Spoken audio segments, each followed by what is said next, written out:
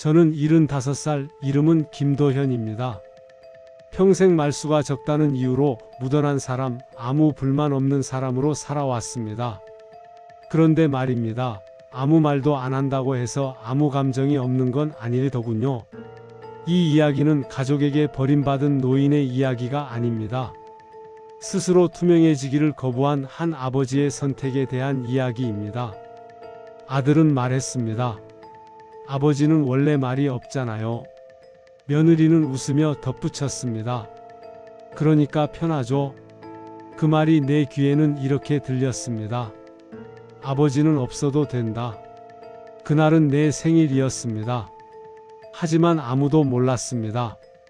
케이크도 축하도 없었습니다. 나는 밥을 먹고 조용히 방으로 들어갔습니다.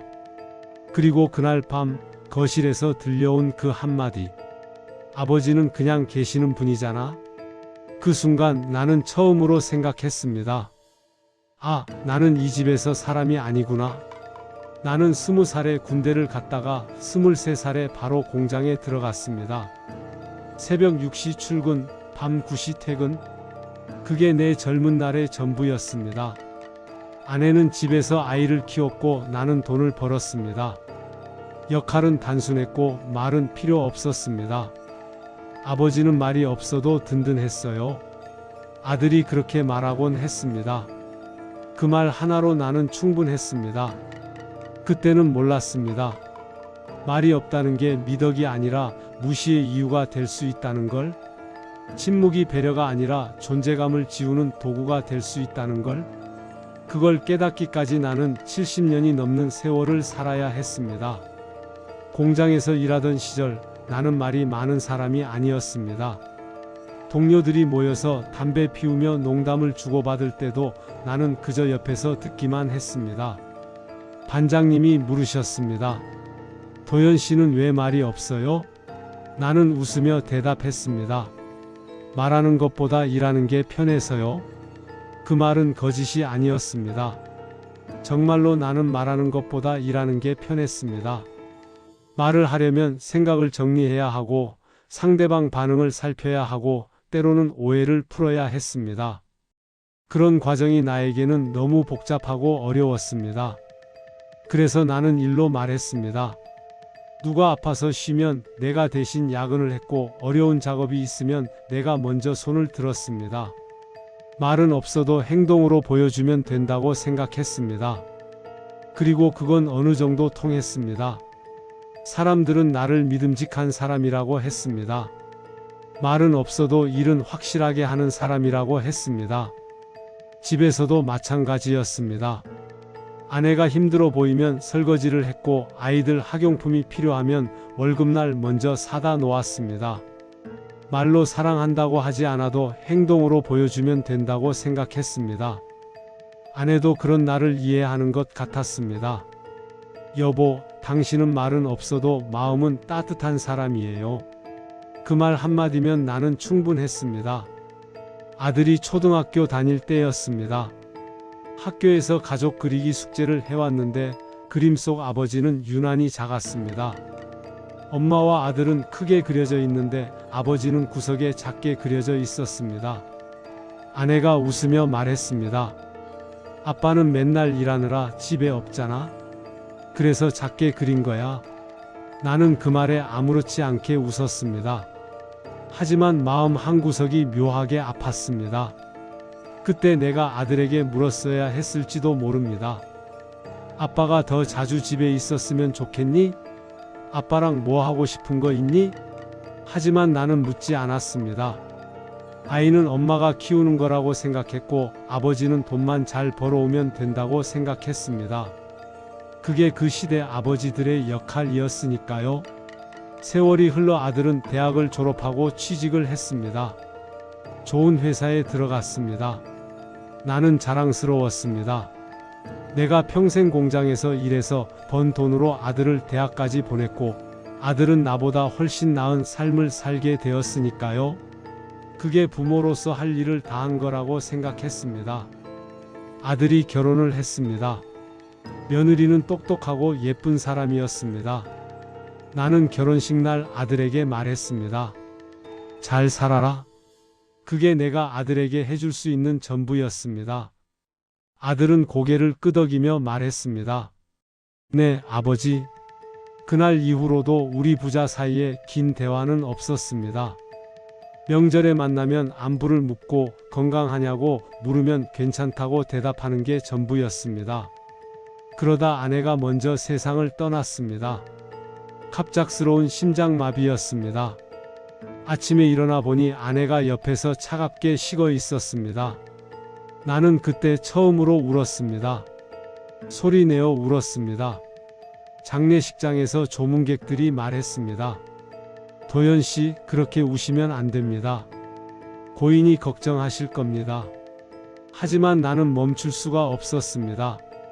아내와는 말이 없어도 통했습니다. 50년을 함께 살면서 굳이 말하지 않아도 서로 알 수 있었습니다. 아침에 일어나면 아내가 내 입맛에 맞는 반찬을 차려놨고, 내가 퇴근하면 아내가 문 앞에 나와 있었습니다. 말은 없어도 우리는 서로를 이해했습니다. 그런 사람이 사라졌습니다. 장례를 치르고 나서 아들이 말했습니다. 아버지, 이제 혼자 사시기 힘드시잖아요. 저희 집으로 오세요. 나는 고개를 저었습니다. 괜찮다. 혼자 살 수 있다. 하지만 아들은 고집을 부렸습니다. 아버지, 혼자 사시면 외로우시잖아요. 그리고 식사도 제대로 못 하실 거고요. 며느리도 거들었습니다. 아버님, 저희가 모시고 싶어서 그래요. 오세요. 나는 그 말이 고마웠습니다. 정말로 고마웠습니다. 아내가 떠나고 집은 너무 컸고 너무 조용했습니다. 저녁이면 아내와 함께 보던 TV를 혼자 보는 게 너무 외로웠습니다. 그래서 나는 고개를 끄덕였습니다. 그래, 그럼 신세 좀 지마. 아들은 웃으며 말했습니다. 무슨 신세예요, 아버지? 당연한 거죠. 집에 들어간 첫날 내 방은 거실 옆 작은 방이었습니다. 창문은 작았고 짐은 옷 몇 벌이면 충분했습니다. 며느리가 말했습니다. 아버님, 이 방 어때세요? 작긴 하지만 햇볕도 잘 들고 조용해요. 나는 고개를 끄덕였습니다. 응, 좋다. 며느리는 웃으며 말했습니다. 아버님은 물건이 없어서 좋네요. 정리하기 편해요. 그때는 그 말의 의미를 몰랐습니다. 아버지는 물건이 없어서 좋다. 짐이 적어서 좋다. 공간을 많이 차지하지 않아서 좋다. 그게 단순히 정리가 편하다는 뜻이 아니라는 걸 그때는 몰랐습니다. 처음 며칠은 괜찮았습니다. 아침에 일어나면 식탁에 밥이 차려져 있었고 아들 가족과 함께 아침을 먹었습니다. 손주들이 학교 갈 준비를 하는 모습을 보는 게 재미있었습니다. 시끌벅적한 집안이 외롭지 않았습니다. 아, 이래서 아들이 같이 살자고 했구나. 나는 고마운 마음이었습니다. 하지만 조금씩 이상한 점들이 보이기 시작했습니다. 아침 식탁에서 나는 늘 마지막에 앉았습니다. 아이들이 먼저 자리에 앉고 아들 부부가 앉고 그 다음에 내가 앉았습니다. 자연스럽게 그렇게 되었습니다. 누가 정한 것도 아닌데 자연스럽게 내 자리는 맨 마지막이었습니다. 식사 중에는 대화가 오갔습니다.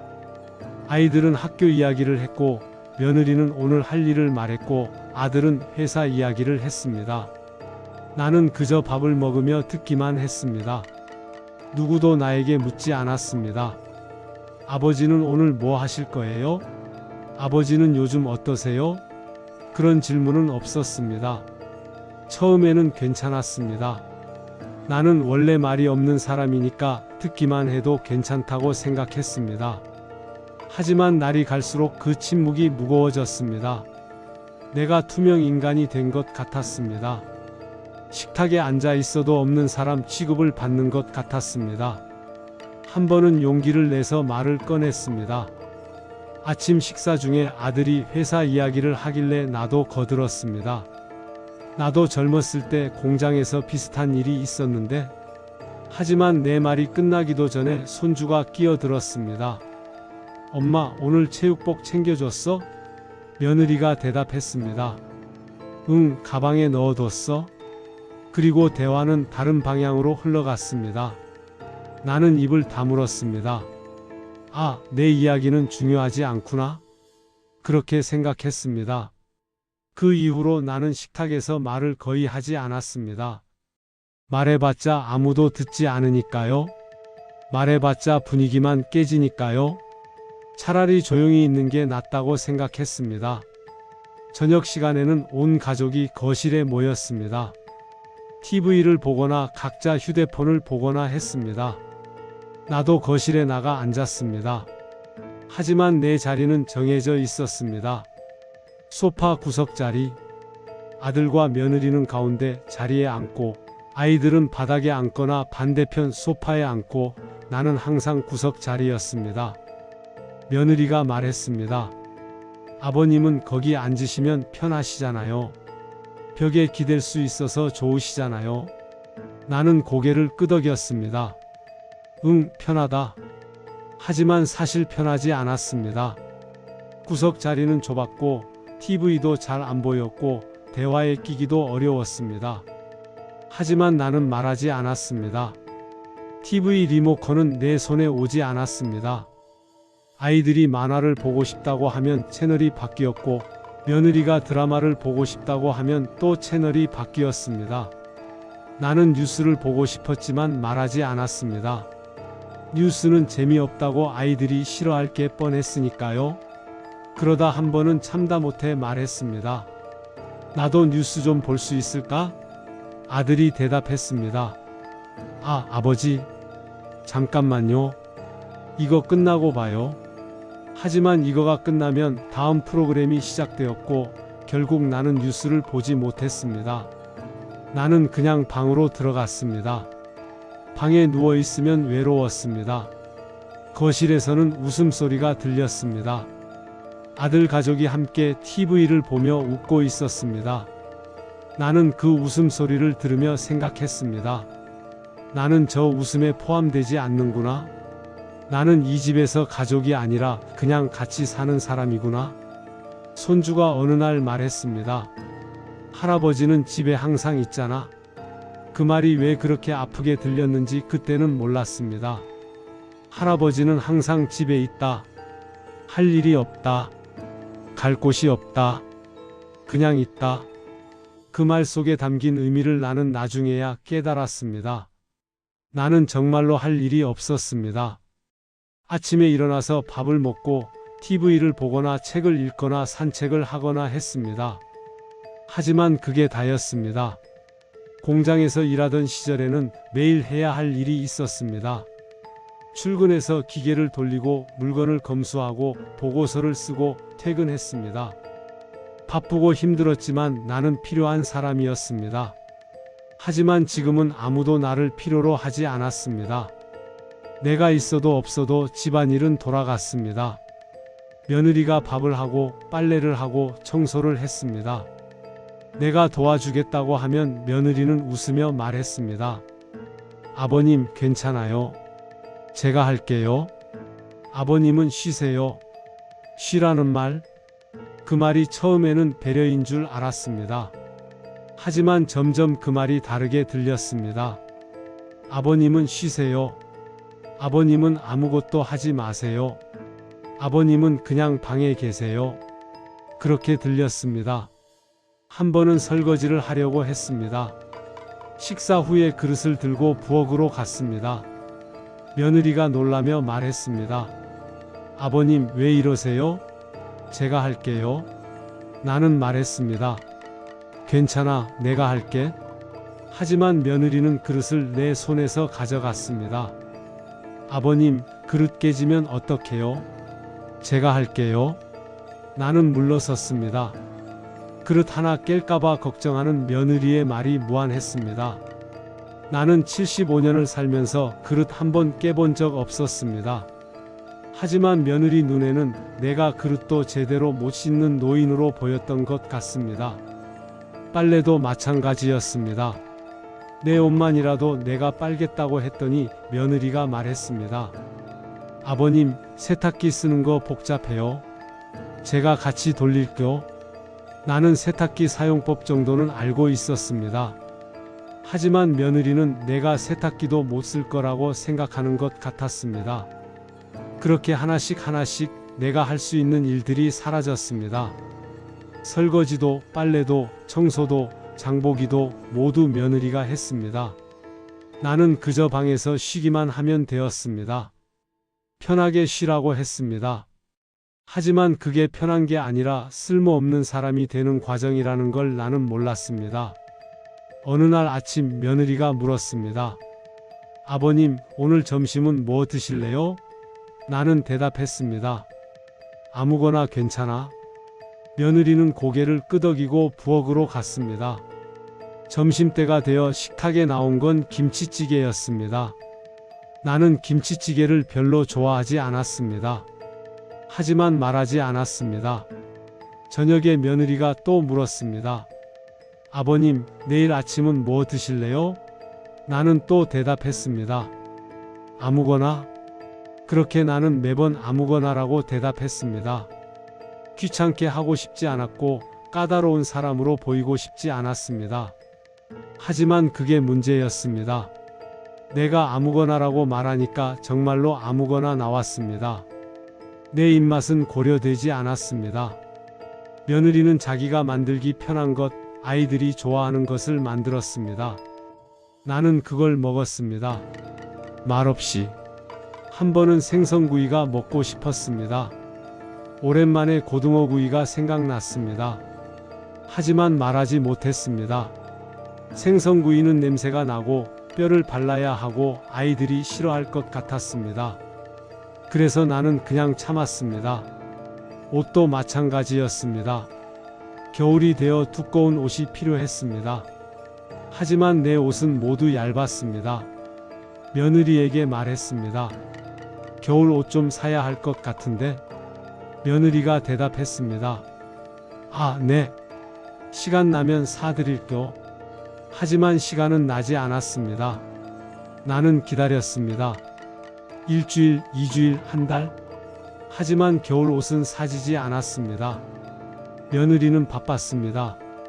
아이들 학원 보내고 집안일하고 친구 만나고 할 일이 많았습니다. 내 겨울 옷은 우선순위가 아니었습니다. 결국 나는 예전에 입던 낡은 패딩을 꺼내 입었습니다. 소매가 해지고 지퍼가 잘 안 올라갔지만 그래도 따뜻했습니다. 아들이 그걸 보고 말했습니다.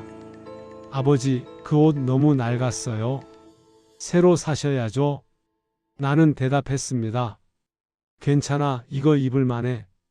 아들은 더 이상 아무 말도 하지 않았습니다. 그날 밤 나는 거울을 봤습니다.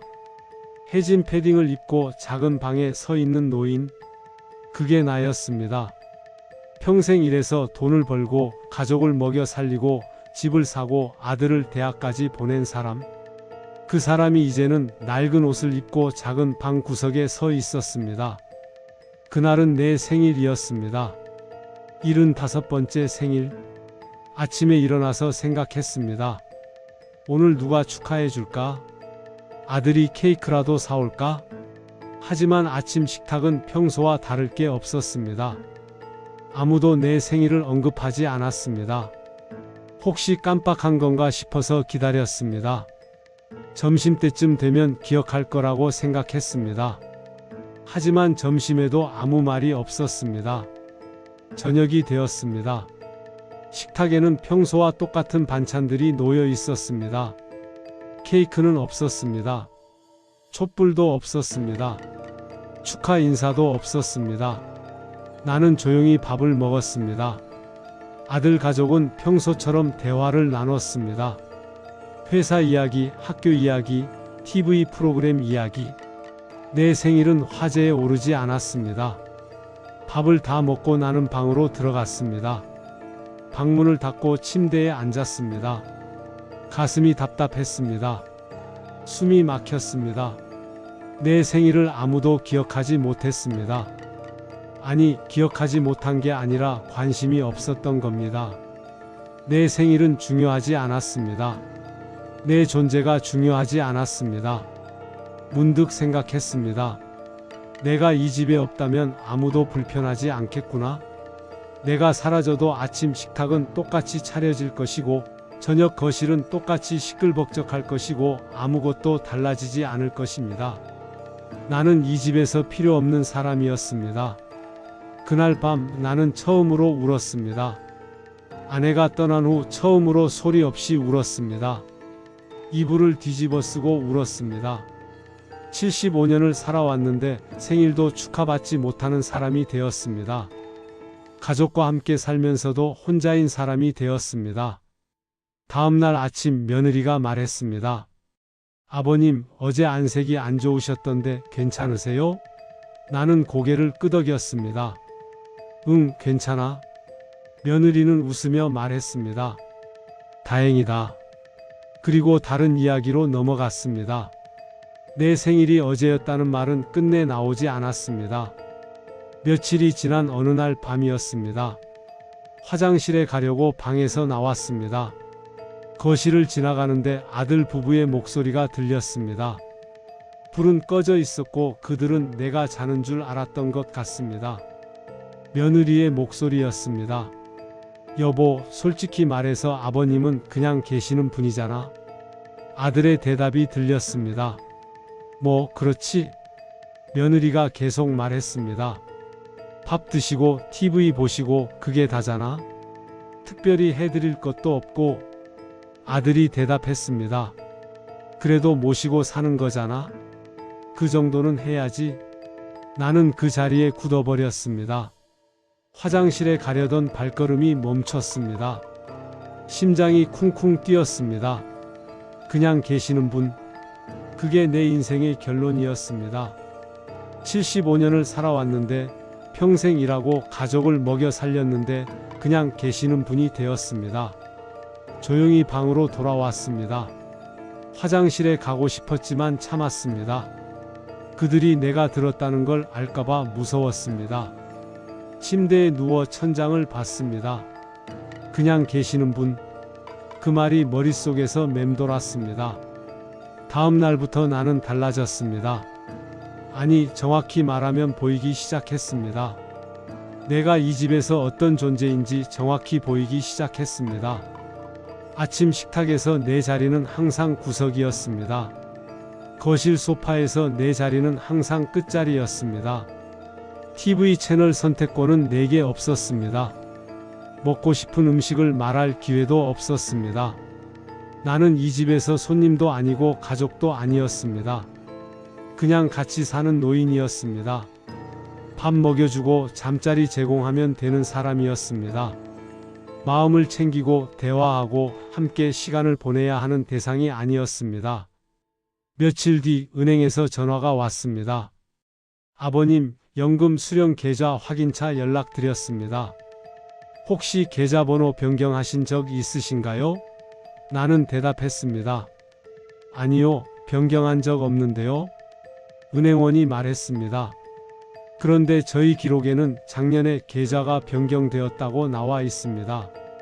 이상해서 자세히 물어봤습니다. 그랬더니 충격적인 사실을 알게 되었습니다. 내 연금이 아들 명의 계좌로 들어가고 있었습니다. 작년에 계좌가 변경되었고 나는 그 사실을 몰랐습니다. 전화를 끊고 아들을 불렀습니다. 내 연금이 내 통장으로 들어간다는데 그게 무슨 일이냐? 아들은 당황한 표정을 지었습니다. 아, 그거요? 아버지, 그게... 며느리가 끼어들었습니다. 아버님, 그게 아버님 통장 관리하시기 힘드시잖아요. 비밀번호도 자꾸 까먹으시고. 그래서 저희가 대신 관리해 드리는 거예요. 나는 물었습니다. 그럼 왜 나한테 말하지 않았느냐? 아들이 대답했습니다.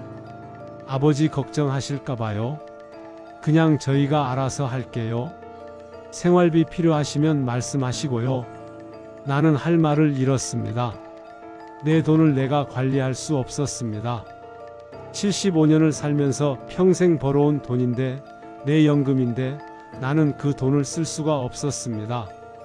필요한 게 있으면 아들에게 손을 벌려야 했습니다.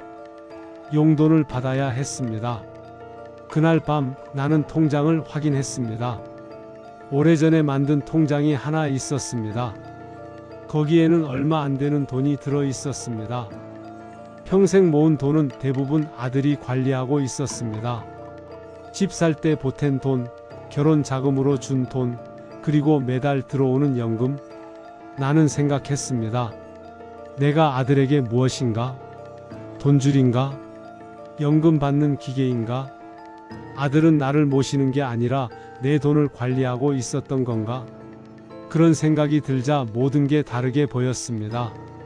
함께 살자고 한 것도, 작은 방을 내준 것도, 말없이 지내라고 한 것도 모두 이해가 되었습니다. 나는 가족이 아니라 수입원이었습니다. 매달 연금이 들어오는 통장이었습니다. 화가 났습니다. 평생 처음으로 제대로 화가 났습니다. 하지만 표현하지 않았습니다.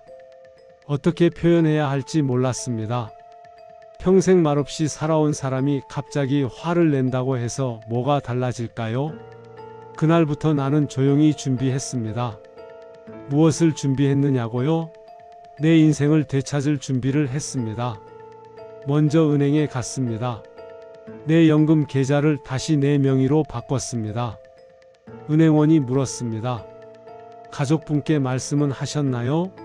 나는 고개를 저었습니다. 이건 내 돈이니까 내가 결정할 겁니다. 은행원은 고개를 끄덕이고 절차를 진행했습니다. 다음으로 집을 정리하기 시작했습니다. 내가 살던 집, 아내와 평생 살았던 그 집 말입니다. 아들과 살기 위해 빈집으로 두고 왔던 그 집. 그 집은 아직 내 명의였습니다. 부동산에 전화를 걸었습니다. 집을 팔고 싶습니다. 부동산 중개인이 놀라며 물었습니다. 가족분들은 아시나요? 나는 대답했습니다. 내 집이니까 내가 결정합니다. 집을 보러 왔던 중개인은 말했습니다. 좋은 집이에요. 금방 팔릴 겁니다. 그리고 나는 새로운 집을 알아봤습니다. 바다가 보이는 작은 집, 혼자 살기 딱 좋은 크기의 집, 거실에는 큰 창문이 있어서 아침 햇살이 잘 들었고 작은 부엌에서는 내가 먹고 싶은 음식을 만들 수 있었습니다. 계약을 했습니다. 이사 날짜도 잡았습니다. 그리고 조용히 짐을 쌌습니다. 내 방에서 조용히 아무도 모르게 짐을 쌌습니다. 옷 몇 벌, 책 몇 권, 사진 앨범 하나? 그게 내 짐의 전부였습니다. 아들 가족은 여행을 간다고 했습니다. 제주도로 3박 4일 여행을 간다고 했습니다. 며느리가 물었습니다. 아버님도 같이 가실래요? 나는 고개를 저었습니다. 아니야, 나는 집이 편하다. 며느리는 웃으며 말했습니다. 그럴 줄 알았어요. 아버님은 집이 제일 편하시잖아요. 아들이 걱정스럽게 물었습니다.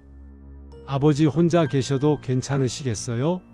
나는 고개를 끄덕였습니다. 괜찮다. 잘 다녀와라. 아들은 안심한 표정으로 말했습니다. 그럼 다녀올게요. 밥은 냉장고에 넣어뒀으니까 드세요. 그들이 떠난 날 나는 이삿짐 센터에 전화를 걸었습니다. 짐이 많지 않으니 작은 차 한 대면 충분했습니다. 기사님이 물었습니다. 가족분들은 안 계세요? 나는 대답했습니다. 혼자 이사합니다. 짐을 다 실었습니다. 옷가지, 책, 사진, 그리고 아내가 쓰던 그릇 몇 개. 그게 전부였습니다. 작은 방을 마지막으로 둘러봤습니다. 몇 달을 살았던 방. 그 방에서 나는 투명 인간이 되었고 그냥 계시는 사람이 되었습니다. 문을 닫고 나왔습니다. 거실을 지나가는데 가족 사진이 보였습니다. 아들 가족이 찍은 사진. 그 사진 속에 나는 없었습니다. 언제 찍었는지도 몰랐습니다. 나는 그 집에서도 보이지 않는 사람이었습니다. 현관문을 나서면서 열쇠를 식탁 위에 두었습니다. 그리고 쪽지를 하나 남겼습니다. 짧게 썼습니다. 이사 갔다. 연락할 것. 그게 전부였습니다. 새 집으로 이사를 했습니다. 바다가 보이는 작은 집. 혼자 살기 딱 좋은 집. 짐을 풀고 창문을 열었습니다. 바다 냄새가 들어왔습니다. 파도 소리가 들렸습니다. 마음이 편해졌습니다. 그날 저녁 처음으로 내가 먹고 싶은 걸 만들어 먹었습니다. 고등어구이. 오랫동안 먹고 싶었던 고등어구이를 구웠습니다. 냄새가 나도 괜찮았습니다. 뼈를 발라 먹어도 괜찮았습니다. 이 집에는 나밖에 없으니까요. 밥을 먹고 거실에 앉았습니다. TV 리모컨을 들었습니다. 뉴스를 틀었습니다. 아무도 채널을 바꾸지 않았습니다. 끝까지 뉴스를 봤습니다. 그리고 일기예보도 봤습니다. 오랜만에 마음 편하게 TV를 봤습니다. 사흘째 되던 날 아들에게서 전화가 왔습니다. 여행을 마치고 집에 돌아왔던 모양입니다. 아버지, 이게 무슨 일이에요? 목소리가 다급했습니다. 나는 침착하게 대답했습니다. 쪽지 남겼잖니? 이사 갔다고. 아들이 소리쳤습니다. 말도 안 하고 왜 이사를 가세요? 집은 왜 팔아요? 나는 조용히 말했습니다. 내 집이니까 내가 팔았다. 그리고 이사하고 싶어서 이사했다. 아들이 말했습니다. 아버지, 농담하시는 거죠? 돌아오세요. 나는 단호하게 말했습니다. 안 간다. 나는 여기서 혼자 살 거다. 아들이 당황한 목소리로 말했습니다. 왜요? 저희가 뭘 잘못했어요? 나는 대답했습니다. 오늘 저녁에 만나자. 할 말이 있다. 저녁에 아들 부부가 찾아왔습니다. 며느리는 울상이었고 아들은 화가 난 표정이었습니다. 왜 이러시는 거예요? 저희가 뭘 잘못했는데요? 나는 그들을 앉히고 천천히 말하기 시작했습니다. 나는 말이 없었지. 하지만 감정이 없었던 건 아니다. 존중받고 싶었고 사람으로 살고 싶었다. 너희는 나를 모셨다고 생각하겠지만 나는 그 집에서 투명 인간이었다. 아들이 항변했습니다. 저희가 밥 해드리고 빨래 해드리고 같이 살았잖아요. 나는 고개를 저었습니다. 밥을 준다고 잠자리를 준다고 가족이 되는 게 아니다. 대화하고 관심 갖고 함께 시간을 보내야 가족이지. 며느리가 눈물을 흘리며 말했습니다. 저희가 부족했나요? 최선을 다했는데. 나는 조용히 말했습니다. 최선을 다한 게 아니라 최소한을 했지. 밥 주고 재우고 그게 다였어? 내 생일도 몰랐잖니? 아들이 놀라며 말했습니다. 생일이 언제였는데요? 나는 대답했습니다. 한 달 전이었다. 너희는 아무도 기억 못했지. 케이크도 축하도 없었어? 나는 그날 밤 혼자 울었다. 며느리가 말했습니다. 죄송해요. 몰랐어요. 나는 고개를 저었습니다. 모른 게 아니야. 관심이 없었던 거지. 나는 너희에게 그냥 계시는 사람이었으니까. 우연히 들었어. 아버지는 그냥 계시는 분이라고. 아들이 얼굴이 새하얗게 질렸습니다. 그건. 나는 손을 들어 말을 막았습니다. 변명하지 마. 사실이잖아. 나는 너희 집에서 존재감이 없었어? 식탁에서도 거실에서도 항상 구석 자리였지. 그리고 결정적으로 내 연금을 내 명의로 바꿨잖니? 내 돈인데 내가 쓸 수 없게 만들었어? 그게 뭐냐? 나를 통제한 거잖아. 아들이 항변했습니다. 그건 아버지 통장 관리가 힘드실까봐. 나는 말을 끊었습니다. 75년을 살았는데 통장 관리 못할 것 같니? 비밀번호 하나 못 외울 것 같니? 나를 무능력한 노인으로 만들지 마. 나는 아직 내 일은 내가 할 수 있어. 거실이 조용해졌습니다. 아들은 고개를 숙였고 며느리는 울고 있었습니다. 나는 계속 말했습니다. 나는 평생 말이 없었다. 하지만 그게 아무 의견이 없다는 뜻이 아니었어. 그냥 표현하지 않았을 뿐이지. 먹고 싶은 것도 있었고 하고 싶은 것도 있었고 불편한 것도 있었어. 하지만 말하지 않았지. 왜냐하면 말해도 소용없을 것 같았으니까. 아무도 내 말을 듣지 않았으니까. 아들이 눈물을 흘리며 말했습니다. 아버지, 죄송해요. 정말 몰랐어요.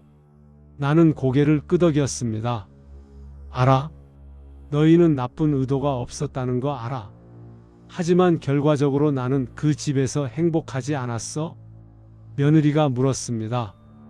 그럼 이제 어떻게 하실 건데요? 나는 창밖을 가리켰습니다. 나는 여기서 혼자 살 거야. 바다 보면서 내가 먹고 싶은 거 먹고 내가 하고 싶은 거 하면서 살 거야. 아들이 말했습니다. 그럼 저희는요? 나는 대답했습니다. 너희는 너희대로 살아. 나는 내 인생을 살 거고 가끔 연락하고 가끔 만나면 되지. 굳이 같이 살 필요는 없어. 며느리가 울먹이며 말했습니다. 저희가 잘못했어요. 다시 기회를 주세요. 나는 고개를 저었습니다. 기회의 문제가 아니야. 나는 이제 내 인생을 살고 싶어. 75년을 남을 위해 살았으니 남은 시간은 나를 위해 살고 싶어. 아들이 물었습니다. 경제적으로는 괜찮으세요? 나는 웃었습니다. 연금 있고 집 한 돈 있어? 혼자 살기에 충분해. 걱정하지 마. 아들은 더 이상 아무 말도 하지 못했습니다. 그들이 돌아간 후 나는 혼자 앉아 있었습니다. 가슴이 뛰었습니다. 평생 처음으로 내 의견을 제대로 말했습니다. 평생 처음으로 내가 원하는 것을 선택했습니다. 무서웠지만 후회는 없었습니다. 다음 날부터 나는 새로운 일과를 만들었습니다. 아침에 일어나서 창문을 열고 바다를 봤습니다. 커피를 내려 마셨습니다. 천천히 아침을 먹었습니다. 아무도 재촉하지 않았습니다. 산책을 했습니다. 바닷가를 따라 걸었습니다. 파도 소리를 들었습니다. 갈매기를 봤습니다. 벤치에 앉아 하늘을 봤습니다. 시간이 천천히 흘렀습니다. 그게 좋았습니다. 점심은 내가 먹고 싶은 걸 만들어 먹었습니다. 어떤 날은 라면을 끓여 먹었고 어떤 날은 제대로 된 식사를 준비했습니다. 냉장고에는 내가 좋아하는 반찬들이 있었습니다. 김치, 멸치볶음, 계란말이. 간단하지만 내 입맛에 맞는 음식들이었습니다. 오후에는 책을 읽었습니다. 오랫동안 읽고 싶었던 책들을 샀습니다. 도서관에도 갔습니다. 사람들을 만났습니다. 같이 바닷가를 산책하는 노인들과 인사를 나눴습니다. 동네 슈퍼 주인 아주머니와 이야기를 나눴습니다. 처음으로 느꼈습니다. 나도 말할 수 있구나. 나도 사람들과 대화할 수 있구나. 말이 없었던 게 아니라 말할 상대가 없었던 거구나. 아니, 정확히 말하면 내 말을 들어줄 사람이 없었던 거구나. 한 달쯤 지났을 때 아들이 다시 전화를 했습니다. 아버지, 잘 지내세요? 목소리가 조심스러웠습니다. 나는 대답했습니다. 그래, 아주 잘 지낸다. 아들이 물었습니다. 불편한 건 없으세요? 나는 웃으며 말했습니다. 전혀 없어? 여기가 훨씬 편해. 식사 후에 우리는 바닷가를 산책했습니다. 손주들은 조개를 주우며 놀았고 아들 부부는 내 옆을 걸었습니다. 아들이 조심스럽게 물었습니다. 아버지, 정말 괜찮으세요? 외롭지 않으세요? 나는 고개를 저었습니다. 전혀 외롭지 않아. 오히려 너희 집에 있을 때가 더 외로웠어? 아들이 고개를 숙였습니다. 죄송해요, 아버지. 나는 아들의 어깨를 두드렸습니다. 됐다. 이제 우리는 각자 인생을 살면 돼. 저녁이 되어 그들이 돌아갈 때 손주가 말했습니다. 할아버지, 여기가 좋아요. 할아버지가 행복해 보여요. 그 말에 나는 가슴이 뭉클했습니다. 그래, 할아버지는 행복하다. 그들을 배웅하고 집으로 들어왔습니다. 집은 조용했습니다. 하지만 외롭지 않았습니다. 이 조용함은 무시당하는 침묵이 아니라 평화로운 고요함이었습니다. 창가에 앉아 바다를 봤습니다. 해가 지고 있었습니다. 노을이 아름다웠습니다. 나는 처음으로 느꼈습니다. 나는 이제 그냥 있는 사람이 아니라 살아있는 사람이라는 걸. 75년을 살았습니다. 그중 대부분의 시간을 남을 위해 살았습니다. 가족을 위해, 아이를 위해, 회사를 위해 살았습니다. 내가 원하는 것, 내가 좋아하는 것, 내가 하고 싶은 것은 뒤로 미뤘습니다. 하지만 이제는 다릅니다. 남은 시간, 그게 얼마나 될지 모르지만 그 시간은 온전히 나를 위한 시간입니다. 아침에 눈을 뜨면 오늘 뭘 할까 생각합니다. 오늘은 뭘 먹을까, 어디를 걸을까, 누구를 만날까 생각합니다. 가끔 아들이 전화합니다. 안부를 묻고 이야기를 나눕니다. 예전보다 대화가 길어졌습니다. 같이 살 때는 할 말이 없었는데 떨어져 살으니 오히려 할 말이 많아졌습니다. 서로를 배려하게 되었고 서로의 이야기를 듣게 되었습니다. 명절에는 아들 집에 갑니다. 하루 이틀 머물다가 돌아옵니다. 짧은 만남이 서로에게 부담이 없습니다. 며느리는 예전보다 나를 더 신경 씁니다. 좋아하는 반찬을 물어보고 불편한 건 없는지 확인합니다. 나도 며느리에게 더 친절해졌습니다. 동네에서 친구도 생겼습니다. 같은 동네에 사는 박씨 할아버지와 친해졌습니다. 아침마다 바닷가에서 만나 함께 걷습니다. 이야기를 나눕니다. 그분도 혼자 삽니다. 아내를 일찍 여의었다고 합니다. 박씨는 말이 많은 사람입니다. 나와는 정반대입니다. 그분이 이야기하면 나는 듣습니다. 가끔 한마디씩 거듭니다. 그게 편합니다. 박씨는 말합니다.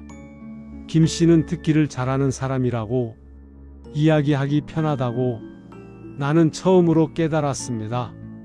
말이 없는 것도 하나의 장점이 될 수 있다는 걸, 듣기를 잘하는 것도 능력이라는 걸. 중요한 건 상대가 나를 어떻게 대하느냐였습니다. 박씨는 내가 말이 없어도 나를 존중합니다. 내 의견을 묻고 내 대답을 기다립니다. 슈퍼 주인 아주머니도 친절합니다. 장을 보러 가면 이것저것 챙겨줍니다. 이거 신상품인데 맛있어요. 이거 세일 중이에요. 나는 고맙다고 말합니다. 가끔 커피를 한 잔 사드립니다. 아주머니는 기뻐하며 이야기를 들려줍니다. 동네 사람들과도 인사를 나눕니다. 산책하다 마주치면 안녕하세요, 날씨 좋네요 하고 인사합니다. 간단한 인사지만 기분이 좋습니다. 나를 알아봐주는 사람들이 있다는 게 좋습니다. 이 동네에서 나는 투명 인간이 아닙니다. 김씨 할아버지로 불립니다. 바닷가 산책하는 할아버지로 알려져 있습니다. 작지만 내 존재감이 있습니다. 계절이 바뀝니다. 봄이 오고 여름이 오고 가을이 옵니다. 바다는 계절마다 다른 모습을 보여줍니다. 나는 그 변화를 지켜봅니다. 창가에 앉아 바다를 보는 게 일상이 되었습니다. 어느 날 문득 생각했습니다. 내가 행복하다고. 75년을 살면서 처음으로 정말 행복하다고 느꼈습니다. 돈이 많아서도 아니고 큰 집에 살아서도 아니고 그냥 내가 나로 살 수 있어서 행복했습니다. 아내 생각이 납니다. 아내가 살아있었다면 뭐라고 했을까요? 여보, 이제야 제대로 사는 것 같네 라고 했을까요? 아니면 너무 늦었어 라고 했을까요? 잘 모르겠습니다. 하지만 아내도 이해해 줄 것 같습니다. 아내와 함께 살던 시절도 나쁘지 않았습니다. 아내는 나를 이해했습니다. 말이 없어도 통했습니다. 하지만 아내가 떠나고 나서 나는 길을 잃었습니다. 아들 집에서 나는 방향을 잃은 사람이었습니다. 하지만 지금은 방향을 찾았습니다. 내 길을 찾았습니다. 늦었지만 찾았습니다. 75살에 시작하는 새로운 인생입니다. 사람들은 물어봅니다.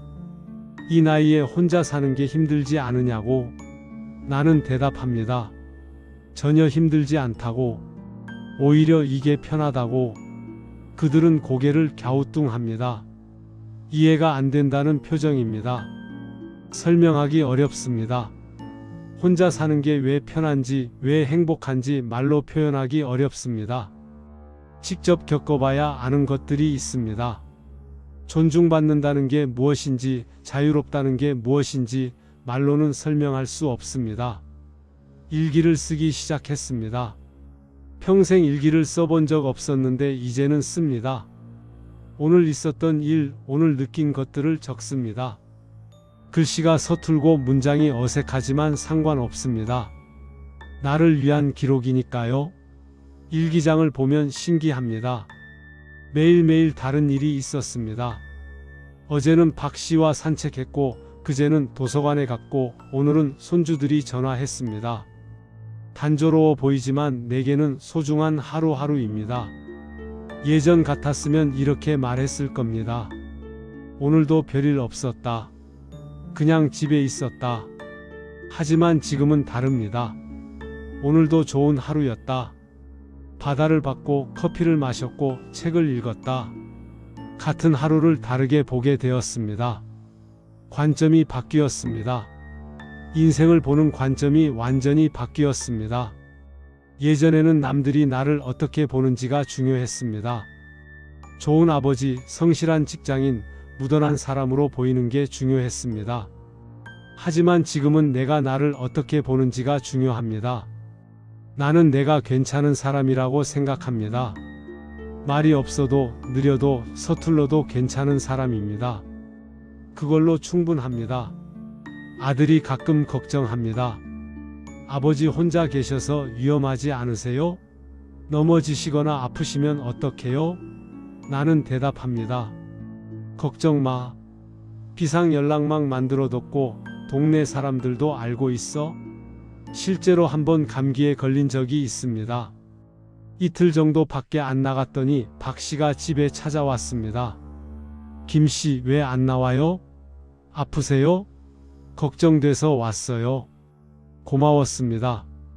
누군가 나를 걱정해 준다는 게 고마웠습니다. 혼자 산다고 해서 고립된 게 아닙니다. 오히려 더 많은 사람들과 연결되어 있습니다. 동네 사람들, 친구들, 가끔 오는 아들 가족.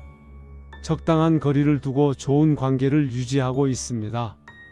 지난 1년을 돌아봅니다. 많은 변화가 있었습니다. 아들 집을 나와 새 집으로 이사했고 새로운 일상을 만들었고 새로운 사람들을 만났습니다. 가장 큰 변화는 내 자신입니다. 나는 더 이상 말 없는 사람이 아닙니다. 말이 적은 것과 말이 없는 건 다릅니다. 나는 필요할 때 말합니다. 내 의견을 표현합니다. 불편하면 불편하다고 말합니다. 좋으면 좋다고 말합니다.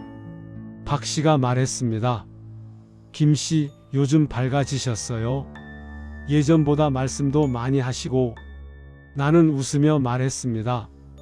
그래요? 그런가 봐요. 박 씨가 덧붙였습니다. 좋아 보여요. 행복해 보여요. 행복. 그 단어가 이제는 낯설지 않습니다. 나는 행복합니다. 작은 집에서 혼자서 단순하게 살지만 행복합니다. 이게 내가 바라던 삶입니다. 아들에게 말했습니다. 나는 너를 원망하지 않는다. 너도 최선을 다했을 거야.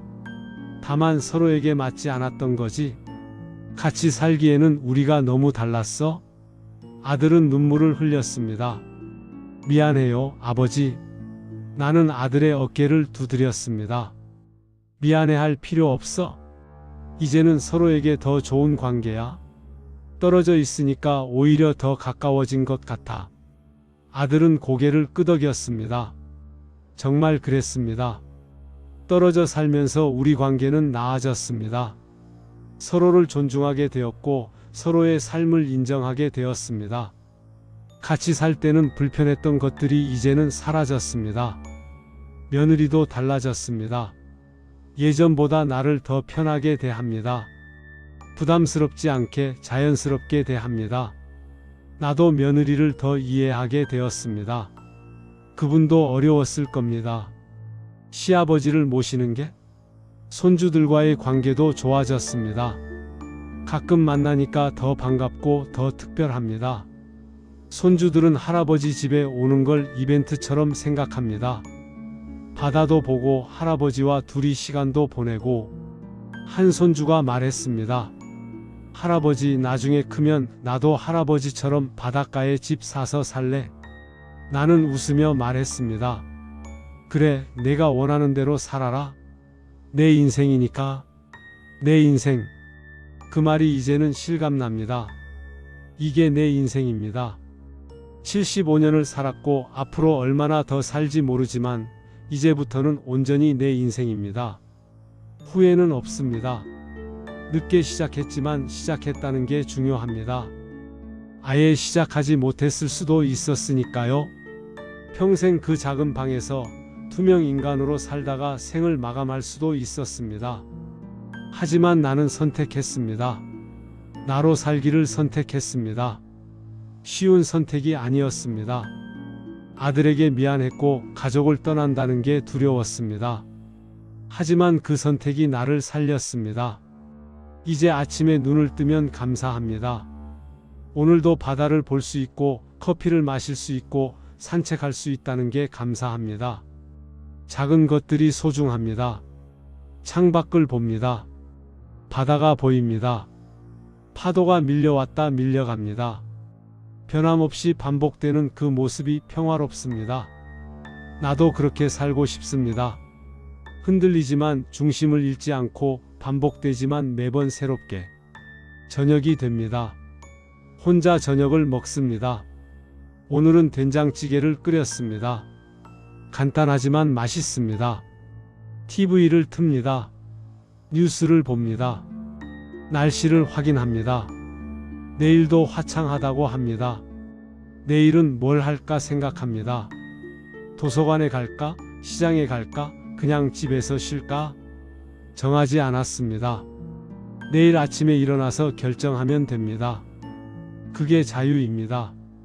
침대에 눕습니다. 파도 소리가 들립니다. 잠이 옵니다. 편안합니다. 내일이 기다려집니다. 오늘처럼 평범하지만 소중한 하루가 기다려집니다. 나는 75살입니다. 늦은 나이에 새로운 인생을 시작했습니다. 사람들은 늦었다고 말할지 모릅니다. 하지만 저는 말합니다. 늦은 게 아니라 때가 된 거라고. 지금이 바로 내 인생을 사는 때라고. 그냥 계시는 사람이 아닙니다. 나는 살아있는 사람입니다. 호흡하고 느끼고 선택하고 살아가는 사람입니다. 그게 나입니다. 이 이야기를 듣는 분들께 말하고 싶습니다. 말이 없다고 해서 감정이 없는 게 아닙니다. 조용하다고 해서 의견이 없는 게 아닙니다. 순응한다고 해서 만족하는 게 아닙니다. 여러분 주변에 말 없는 사람이 있다면 물어보세요. 괜찮으세요? 불편한 건 없으세요? 원하시는 게 있으세요? 그리고 대답을 기다려 주세요. 천천히 인내심을 갖고 기다려 주세요. 말 없는 사람도 할 말이 있습니다. 다만 표현하는 데 시간이 걸릴 뿐입니다. 기회를 주세요. 존중해 주세요. 그들도 사람입니다. 감정이 있고 생각이 있고 꿈이 있는 사람입니다. 그리고 말없이 살아온 분들께도 말하고 싶습니다. 늦지 않았습니다. 지금이라도 말하세요. 원하는 것을 말하세요. 불편한 것을 말하세요. 당신의 인생입니다. 당신이 주인공입니다. 나처럼 75살이 되어서 시작해도 늦지 않습니다. 중요한 건 시작하는 것입니다. 나로 사는 것입니다. 남의 눈치 보지 말고 남에게 맞추지 말고 나로 사세요. 바다를 봅니다. 넓고 큽니다. 끝이 보이지 않습니다. 내 앞에 펼쳐진 인생도 그렇습니다. 얼마나 남았는지 모르지만 그 시간을 온전히 내 것으로 살겠습니다. 나는 김도현입니다. 75살이고 혼자 살고 행복합니다. 이게 내 이야기입니다. 그냥 계시는 사람이 아니라 살아있는 사람의 이야기입니다. 좋은 밤입니다. 내일도 좋은 하루가 될 것입니다. 왜냐하면 내가 선택할 수 있으니까요. 내 하루를, 내 인생을 내가 선택할 수 있으니까요. 그게 자유입니다. 그게 행복입니다. 그게 살아있다는 증거입니다.